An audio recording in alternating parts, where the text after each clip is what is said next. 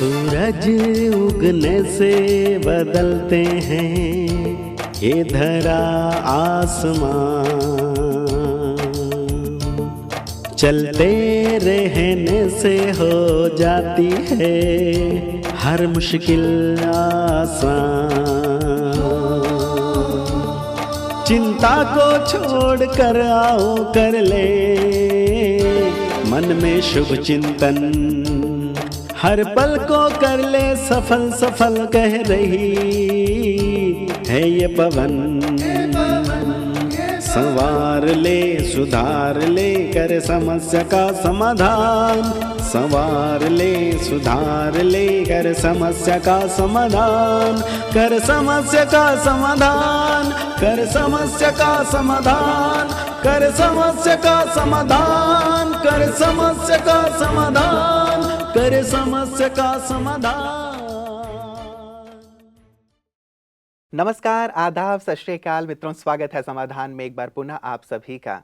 मैं यहाँ ब्रह्मा कुमारीज के कैंपस में विचरण कर रहा था तो एक बहुत अच्छा स्लोगन मुझे पढ़ने में आया। यहाँ बहुत अच्छे अच्छे स्लोगन पूरे ही कैंपस में लगे हुए हैं।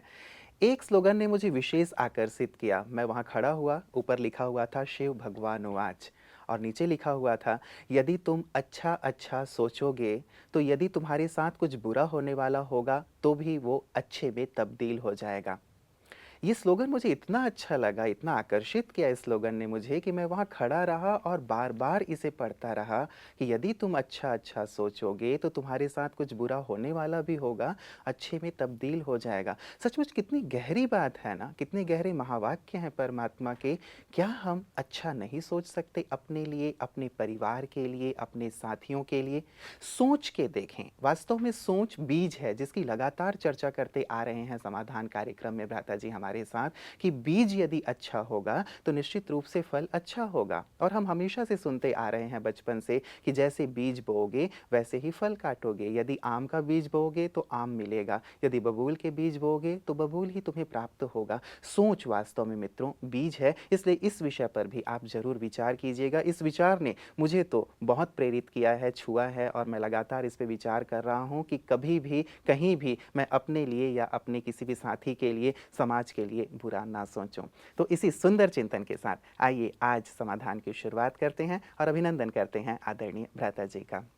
भ्राता जी बहुत बहुत स्वागत और अभिनंदन है। शुक्रिया। पहले तो भ्राता जी मैं इसी पे प्रकाश चाहूँगा। सचमुच ये कितनी सुंदर बात है कि सोच कितना महत्वपूर्ण है और यदि अच्छा सोचा जाए तो कुछ बुरा होने वाला होगा, ये बात मुझे बहुत अच्छी लगी। कुछ बुरा होने वाला होगा तो वो भी अच्छा हो जाएगा। ये भगवान उवाच है, आपने जो पहले इसमें पढ़ा, इम्पोर्टेंट बात वही है कि स्वयं भगवान ने कहा कि तुम इस तरह सोचो। तो मैं अपने अनुभवों के आधार से अपने सभी भाई बहनों को ये कहना चाहूँगा कि हमारे हर संकल्प में क्रिएटिव एनर्जी है। अगर एक मनुष्य ये सोचता रहता है क्या होगा, चिंता, पता नहीं कहीं ये नहीं हो, ये हो जाए, तो हमसे निगेटिव एनर्जी चारों ओर फैलती है और उससे सब कुछ निगेटिव क्रिएट हो जाता है। हम सभी को ये मालूम होना चाहिए कि जो कुछ हम सोचते हैं उसके वाइब्रेशंस, उसकी किरणें चारों ओर फैलती हैं, वो जाती हैं प्रकृति में, प्रकृति से मिक्सअप होती हैं, रिएक्शन होता है और वही चीज़ें डबल होकर हमारे पास आ जाती हैं वापस। मान लो हम ये सोच रहे हैं कहीं ऐसा ना हो जाए, तो ये वाइब्रेशंस प्रकृति में पहुँचे और कहीं ऐसा ना हो जाए, वही तरंगे वापस हमारे पास आ गई, तो एक तो ये हमारी चिंता को बढ़ाएंगी, हमें चिंता को डबल करेंगी, फिर डबल फोर्स से ये नेगेटिव संकल्प फिर प्रकृति में जाएंगे और इस तरह बढ़ते बढ़ते ये उसी को क्रिएट कर देंगे जो हम सोच रहे हैं। इसलिए हमेशा ये सोचना है। मैं सभी भाई बहनों को ये सुंदर बात कहना चाहता हूँ, मेरे साथ अब से जो कुछ होगा बहुत सुंदर होगा, मेरा गुड टाइम चल रहा है। ये दूसरी बात सब मन में बसा दें और दिन में 5, 7, 10 बार इसको सोच लिया करें। उठते ही सोच लें तो बहुत अच्छा हो, मेरा गुड टाइम चल रहा है, मेरे साथ सब कुछ अच्छा हो रहा है, मेरा भविष्य बहुत सुनहरा होने जा रहा है। और अगर कोई बात सामने है उसका भी एक पॉजिटिव दृष्टिकोण लेकर एक सुंदर चिंतन करें। ये समस्या कल इस तरह हल हो जाएगी, ये बात अब जल्द ही ऐसी ठीक हो जाएगी। तो जितना हम इस तरह का संकल्प करेंगे जाएंगे, उतना ही वैसा ही होता रहेगा। हमें ये फील होता जाएगा धीरे धीरे अप टू सम एक्सटेंट, किसी को 10%, किसी को 20, किसी को 50, किसी को 80, कि जो हम सोचते हैं वो होने लगा है। हमारा हर सोच कुछ ना कुछ क्रिएट कर रहा है। अब ये डिपेंड करेगा हमारे अंदर कितनी पावर है, कितना इफ़ेक्टिवली हम अपने वाइब्रेशंस प्रकृति में भेज रहे हैं सुंदर।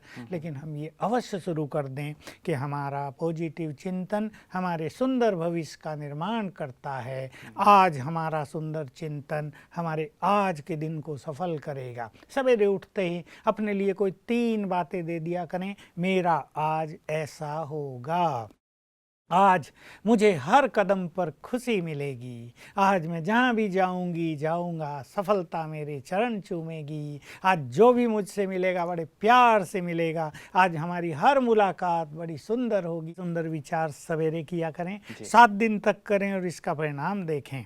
तो ये सुंदर चिंतन वास्तव में हमारे भविष्य का निर्माण करता है। इसको हम अपना लें। मैंने 2 बात कही, ये बात ऐसे अच्छी हो जाएगी और मेरा गुड टाइम चल रहा है, तो खराब बात भी अच्छे में बदल जाएगी। इसके हमें बहुत अनुभव होंगे। बिल्कुल प्रथा जी, जैसे आपने एक दिन की बात कही कि मेरा आज ऐसा होगा, क्या ऐसे ही हम अपने पूरे वर्ष को, पूरे जीवन को भी कह सकते हैं कि हाँ मेरा पूरा जीवन? एक वीक का विजन बनाएं, मास का बनाएं, 6 मास का बनाएं। कोई बात लंबे समय की है, साल की, 2 साल की, उसका भी विजन इस तरह बनाया जा सकता है। मैं एक छोटा सा सुंदर अनुभव सुनाना चाहूँगा सभी को, जो सचमुच मुझे बहुत अच्छा लगा। अभी का है, बस 3 दिन पहले मुझे एक फ़ोन आया। मैं बाहर था तो मिलिट्री मैन बोल रहा हूँ पंजाब से, क्या हुआ, मेरा बैग खो गया, मैं यात्रा में था, उसमें मेरे सारे डॉक्यूमेंट्स थे सीक्रेट, और मेरा आईडी था मिलिट्री का। अब मैं यहाँ आ गया हूँ, बहुत परेशानी हो रही है क्योंकि कदम कदम पे उनकी ज़रूरत पड़ती है। और जैसे ही हमारे बड़े ऑफिसर्स, कर्नल को पता चलेगा तो मेरी उस पर जो रिमार्क लिखा जाता है वो गलत लिखा जाए, लापरवाह व्यक्ति है, केयरलेस है, सब कुछ बिगड़ने वाला है, क्या करूँ। अब ये बैग कैसे आए, किसने चोरी कर लिया यात्राओं में, बेचारा परेशान। मैंने उसको कहा नहीं, परेशान ना हो, अब एक विज़न बनाओ कि ये बैग जल्दी मेरे हाथ में आ गया है और मैं इसे खोल के अपने सब डॉक्यूमेंट्स प्राप्त कर रहा हूँ, और अब से ही मैं मास्टर सर्वशक्तिवान हूँ, इसकी प्रैक्टिस प्रारंभ कर दो, हज़ारों बार कर दो। आज ही दोपहर को फ़ोन आया था, मैंने कहा शाम तक ही हज़ारों बार करो, कल भी 1000 बार करना, और ये विजन बनाना, योग अभ्यास भी करना और रिजल्ट बताना मुझे।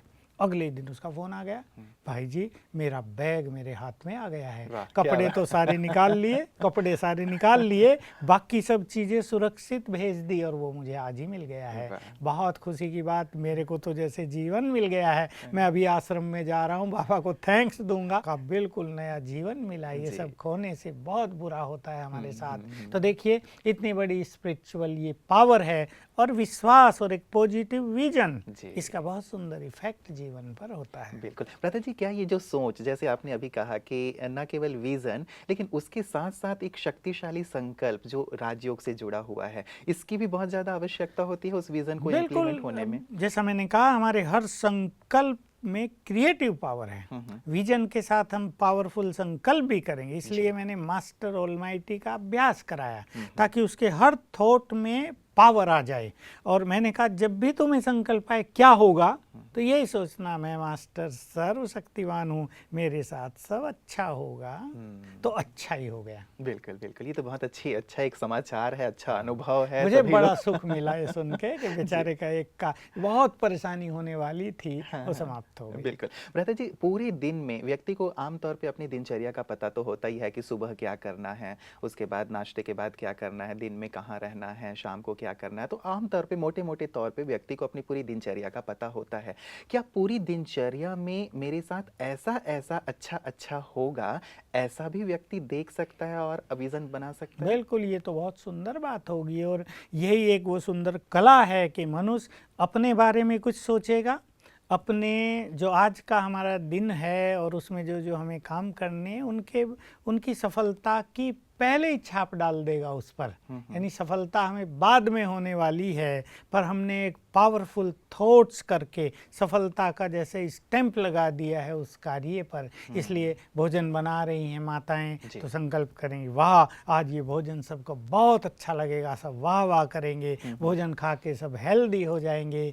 आज हमारे घर में ये मेहमान आ रहे हैं, हमारा घर खुशियों से भरा हुआ होगा, सब बहुत खुश होकर जाएंगे। आज मुझे ऑफिस के इस काम से कहीं जाना है, वहाँ मुझे जाते ही सफलता मिलेगी। ऐसे संकल्प करने से बहुत अच्छा रिजल्ट मिलेगा। नॉर्मली मनुष्य को क्या आदत हो गई है, मैं वहाँ उस व्यक्ति से मिलने जा रहा हूँ, कहीं ये न कह दे कल आना परसों, पहले से ही निगेटिव सोचने लगता है मनुष्य, तो फिर वही उसे दिखाई देता है। बिल्कुल बिल्कुल। अच्छा भ्राता जी, कई बार, चलिए ये वाली बात रही, कई बार अब अचानक जब आप ये बात कह रहे थे कि मुझे वहाँ जाना है तो मुझे बिल्ली की याद आ गई। कई बार बिल्ली रास्ता काट जाती है तो भी व्यक्ति के मन में ये विचार आ जाता है कि अब किसी दूसरे को निकलने देता हूँ, उसके बाद मैं निकलूंगा क्योंकि मेरा काम बिगड़ जाएगा। ये जो एक अंधश्रद्धा वाली बात है, क्या ये सचमुच ऐसा होता है? ये केवल विचारों की बात है। अगर किसी को ऐसा संकल्प होता है कि बिल्ली रास्ता काट गई और उसके मन में डाउट है ही कि कुछ गड़बड़ होने वाली है, तो तुरंत 7 बार अभ्यास कर दो, मैं मास्टर सर्वशक्तिवान हूँ, विघ्न विनाशक हूँ। तो अगर कोई ऐसा सिग्नल है भी तो वो नष्ट हो जाएगा। बाकी इन बातों से ज्यादा घबराने की जरूरत नहीं, आवश्यकता नहीं होती है। जी भ्राता जी, एक हमारे पास जो एसएमएस आया है, ठीक चूंकि हमारी बात विचारों पे चल रही है, तो शिल्पा जी ने पंजाब से हमें भेजा है। ये कहती हैं कि मेरा सवाल सूरज भाई जी से है कि आजकल एक्सीडेंट बहुत बढ़ गए हैं, तो जब मेरे पति और मेरे बच्चे घर से बाहर जाते हैं तो दिल में डर लगा रहता है कि कहीं कुछ हो ना जाए, तो ऐसे में मुझे क्या करना चाहिए? यही एक्सीडेंट्स का कारण मन का भटकाव। अब गाड़ी मनुष्य चला रहा है लेकिन सोच कुछ और रहा है, जी फ़ोन से बात कर रहा है। आजकल एयरफोन आ गए हैं, सामने मुख पे, पुलिस वालों को दिखता भी नहीं, बात करते जा रहे हैं, लेकिन अटेंशन तो जा रहा है। कोई टेंशन मन में है, कोई चिंताओं में गाड़ी चला रहा है, कोई किसी को नींद आ गई है। रात के समय बड़े बड़े एक्सीडेंट केवल नींद के कारण होते हैं।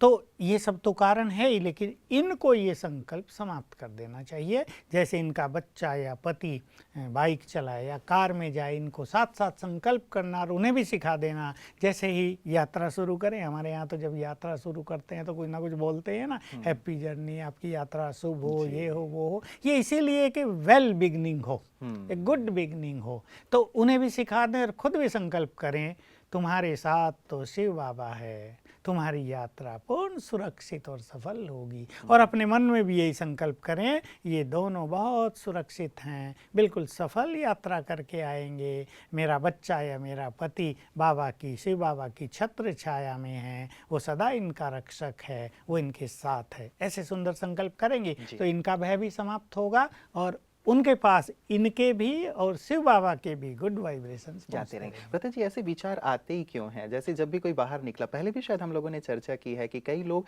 ट्रेन में सफ़र करने से डर लगता है, कई लोग जैसे अपने परिजन को कुछ हो ना जाए, कुछ गलत ना हो जाए, मतलब वो नहीं चाहते हैं, अच्छा सोचना चाहते हैं, फिर भी बार बार ये विचार क्यों आता है व्यक्ति? इसका एक तो कारण यही कि ये देखती हैं, अखबारों में पढ़ते हैं, वहाँ एक्सीडेंट हुआ, वहाँ हुआ, तो मनुष्य बुद्धिमान है और वो जरूर सोचेगा भाई वहाँ एक्सीडेंट हो गया, तुम्हें भी ना हो जाए कहीं। और कईयों में कुछ निगेटिव सोचने की एक आदत होती है। दूसरा इसका कारण ये है। और तीसरा कारण, जिनको भय बहुत होते हैं तो उनको पूर्व जन्मों में उसी तरह की दुर्घटनाओं से गुजरना पड़ा है। एक्सीडेंट से उनकी मृत्यु हुई है तो एक्सीडेंट का नाम सुन के वो भयभीत होते हैं। पानी में डूबने से मृत्यु हुई है तो वो जो भी पानी में तैर भी रहा होगा उसको भी सावधान करेंगे, नहीं दूर न जाना, कहीं कुछ हो न जाए।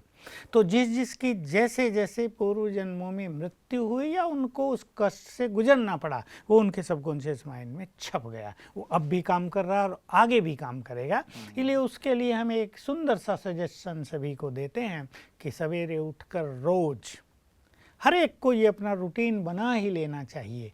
पहले 7 बार याद करें, मैं मास्टर सर्वशक्तिवान हूँ।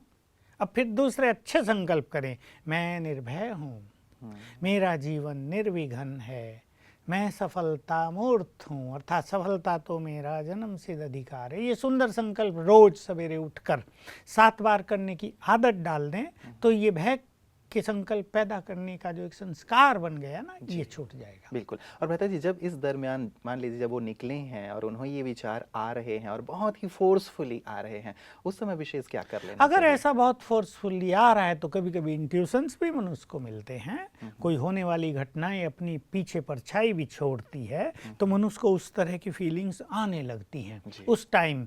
उस टाइम को निकाल देने के लिए 5 मिनट बैठ जाएं घर में, बहुत अच्छा मेडिटेशन का अभ्यास करें, शिव बाबा से अच्छी बातें करें, फील करें वो हमारे सिर के ऊपर छत्र छाया है, मैं मास्टर सर्वशक्तिवान हूँ, विघ्न विनाशक हूँ, मेरा जीवन बिल्कुल निर्विघ्न है।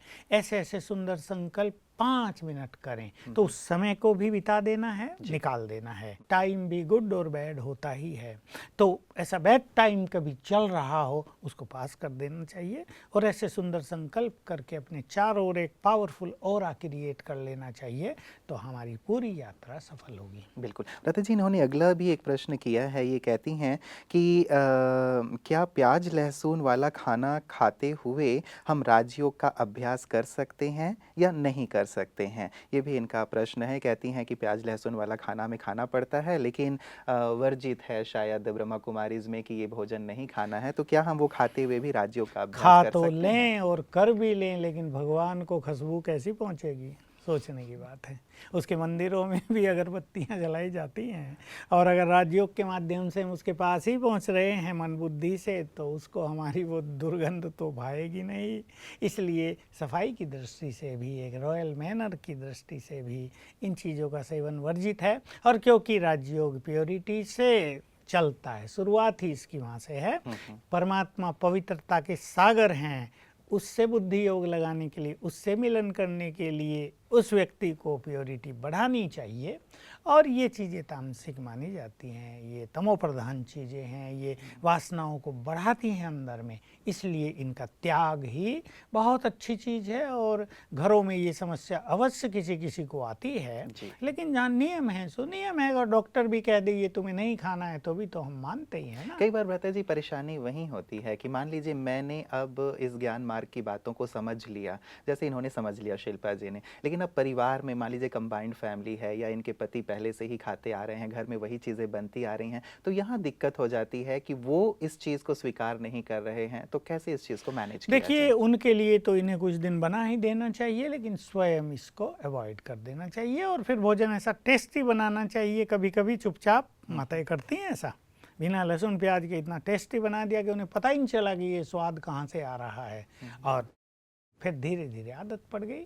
लेकिन इसकी आदत डालनी जरूरी है। बिल्कुल। भ्राता जी, लहसुन प्याज को कई लोग, जैसे विशेष करके लहसुन के लिए कहते हैं कि इसको तो कई बार दवा के रूप में भी यूज़ किया जाता है और शरीर की कई बीमारियों के लिए भी ये बहुत आवश्यक है, इस प्रकार का तर्क देते हैं। तो लहसुन प्याज न खाने के पीछे ब्रह्मा कुमारी क्या तर्क देती हैं? तर्क ये है, ये भगवान वाच है। एक्चुअली हम लोग भी सभी खाते थे, लेकिन इससे वासनाओं में वृद्धि होती है। ये वासनाओं को उत्तेजित करने वाली दोनों चीज़ें हैं। रही बात इनके दवाई होने की, आयुर्वेद में तो ये दवाई मानी जाती है, लेकिन ये दवाई खाते भी कहाँ रोग समाप्त हो रहे हैं। हम देखते हैं लोग खाते हैं, मेडिसिनली खाना कोई बुरी बात नहीं है। अगर दवाई के रूप में कोई सेवन कर रहा है तो देयर इज़ नो प्रॉब्लम, लेकिन इसको आदत न बनाई जाए और इसी को खाने से मनुष्य ठीक होगा, ऐसी कोई विशेष बात देखने में नहीं आती है। सब लोग खा रहे हैं और बीमारियां बढ़ती जा रही हैं। तो अपने अंदर प्योरिटी बढ़ाने से सब कुछ अच्छा होगा। और इस समय क्योंकि भगवान इस धरा पर कार्य कर रहा है, हमें उसकी आज्ञाओं का पालन करना है। और उससे बड़ा बुद्धिमान, उससे बड़ा परम सत्य का उद्घाटक और कोई हो नहीं सकता। उसने आदेश दिया है ये सब तामसिक चीज़ें छोड़ दो, क्योंकि तुम देवों की संतान हो, तुम देवकुल की महानात्माएं हो, तुम्हें अब देवत्व को प्राप्त करना है। इसलिए अब हमें भगवान की बात माननी है। मान्यताएं चली आ रही हैं, मान्यताओं को हमें राजयोग के लिए, प्रभु मिलन के लिए, अपने जीवन को सुख शांति से भरने के लिए कुछ समय के लिए छोड़ ही देना चाहिए। भ्राता जी, मान लीजिए, चलिए बहुत अच्छी बात है जो आपने कही कि परमात्मा की आज्ञा है और ठीक है, हम एक्सपेरिमेंट भी करना चाहिए कि अब तक तो खाते रहे हैं, छोड़ करके देखा जाए, उसके पश्चात योग लगा के देखा जाए। लेकिन मान लीजिए अभी कंडीशन ऐसी नहीं है घर की कि मैं इसे छोड़ पाऊँ, तो क्या नहीं छोड़ पा रही हूँ किसी कारण से, पारिवारिक दबाव से, बनाना ही पड़ रहा है, खाना ही पड़ रहा है, बना के देना ही पड़ रहा है, तो क्या मैं योग ना करूँ? नहीं, योग तो तब भी करना चाहिए और फिर योग की शक्ति इनको मदद करेगी, इनमें इतना मनोबल आ जाएगा, इनके वाइब्रेशंस भी इतने अच्छे चारों ओर फैलेंगे। ये अभ्यास करते हुए भोजन बनाए मैं परम पवित्र आत्मा हूँ, तो इनके प्योर वाइब्रेशंस भी भोजन में जाएंगे और इसका इफेक्ट सबके ऊपर बहुत अच्छा पड़ेगा, सबका सहयोग इन्हें प्राप्त हो जाएगा। दूसरी बात ये भी आता है भ्राता जी, कई बार आप हमेशा कहते हैं कि जो भी हम भोजन बनाएं तो भोजन करने से पहले, बनाने से पहले या भोजन स्वीकार करने से पहले हम परमात्मा को स्वीकार कराएं। इस प्रकार की चीजें मिली हुई होती हैं भोजन में, तो फिर परमात्मा को क्या स्वीकार कराना नहीं, चाहिए? इन चीजों को परमात्मा को स्वीकार नहीं करा सकते, ना वो स्वीकार करेगा, ना अपना मन कहेगा। जैसे मैंने हंसी में कहा था कि उसको तो लहसुन प्याज की जो बदबू पहुंचेगी वो तो रिजेक्ट कर देगा उस भोजन को। भोग के तो ये विरुद्ध है, इसका भोग नहीं लगाया जा सकता। वास्तव में परमात्मा को भोग लगाना, वो भोजन तो बहुत स्वच्छ, बहुत पवित्र और बहुत पवित्र वातावरण में होना चाहिए। इसलिए देखो, लोग फल या खीर या दूध की चीजें यही भोग में अर्पित करते हैं, ऐसी नमकीन चीजें भी प्राय नहीं करते हैं। तो ये केवल प्योरिटी के कारण है। बिल्कुल। चलिए, भोजन के बारे में तो विशेष जानकारी आपने भ्राता जी दी है। मुझे लगता है कि हमारा जो प्रश्न था हमारी बहन का, निश्चित रूप से उनको जवाब मिल गया होगा। आगे जो हमारे पास मेल आए हैं भ्राता जी, उसमें से राहुल जी ने भेजा है और ये कहते हैं कि जब विशेष देवियों के दिन आते हैं तो लोगों में देवियों का प्रवेश होने लगता है, क्या ये सही है? अगर नहीं है तो वो सब कौन है? प्लीज़ इसका मुझे जवाब ज़रूर बताएं, क्योंकि देवियां जब आएंगी तो वो कम से कम ऐसे तो नहीं करेंगी जैसे कि आमतौर पे जब कुछ आ जाती हैं तो वो लोग करने लगते हैं, शायद सिर हिलाने। हर गांव में कोई ना कोई देवी आती है, सिर हिलाएंगे, कुछ ऐसे ही एक्शन होंगे, कुछ डिमांड करेगी वो, कहीं कहीं तो मुर्गे की भी डिमांड कर देती है, बकरे की। तो जो मुर्गा और बकरा खाने वाली हैं वो तो देवी हो ही नहीं सकती। देवी कोई तामसिक नहीं होती है, तो तमो प्रधानता के प्रतीक है। ये क्या है? ये वो जी, ये जो आप इससे पहले किस पे आए, ये जो बलि दी जाती है फिर देवियों को, खास करके बकरे की, मुर्गे की, बड़े बड़े मतलब जो भी भैंस की भी दे देते हैं कई बार, तो ये बलि क्या वो देवियां स्वीकार करती हैं? नहीं, बिल्कुल नहीं। देवियों को बलि की जरूरत नहीं। वो तो बलि चाहती हैं मनुष्य के विकारों की, वो बलि चाहती हैं मनुष्य के अहंकार की, मनुष्य के क्रोध की, उसकी वासनाओं की। मनुष्य ये तो कर नहीं पाता तो बेचारी बकरी को बलि चढ़ा दिया जाता है। बकरी ने क्या पाप किया? वो तो मनुष्य से ज्यादा अच्छी है, वो भी शुद्ध है कि मैंने क्या किया है मेरी क्यों बलि चढ़ा रहे भाई? तो वास्तव में ये जो भटकती हुई आत्माएं हैं ना, जहाँ तहाँ, वो किसी में प्रवेश कर लेती हैं और कह देती हैं मैं देवी हूँ, मुझे ये भोग खिलाओ, वो खिलाओ। ये अतृप्त आत्माएं होती हैं, जो इनकी इच्छा होती है। जब वो मनुष्य थे, जब वो जो खाते थे, अब वो उन्हें मिल नहीं रहा, तो उसकी इच्छा उन्हें होती है, उसी की वो डिमांड करते हैं। तो वास्तव में ये कोई भी देवियां नहीं होती हैं। देवी तो बहुत पवित्र आत्मा, जब देवी कहीं आए तो चारों ओर के वातावरण में भी सुगंध छा जाए, वाइब्रेशंस बिल्कुल पवित्र हो जाए। देवी कोई ऐसे सिर विर हिलाए या पटके या किसी को ऐसा वैसा कहे, उसकी भी ज़रूरत नहीं है। ये आत्माएं आती हैं जो इधर उधर भटक रही हैं। उसमें कोई अच्छी भी होती हैं थोड़ी। मान लो कोई, किसी ने बहुत अच्छी साधनाएं की और किसी कारण उसको शरीर नहीं मिला, उससे कुछ पाप हो गया, तो वो लोगों को मदद करती हैं, उनका उपचार करने में मदद करती हैं। कई उन्हें विधियाँ बता देती हैं, कोई छोटे मोटे बिगड़े हुए काम उनके ठीक करा देती हैं। किसी का बच्चा खो गया बता देती हैं कहाँ है, क्योंकि वो तो बॉडी लेस है ना, उन्हें सब दिखता है। इसको लोग समझते हैं वाह ये तो बहुत बड़ी शक्तियाँ हैं। तो वास्तव में ये सब कुछ नहीं होता है।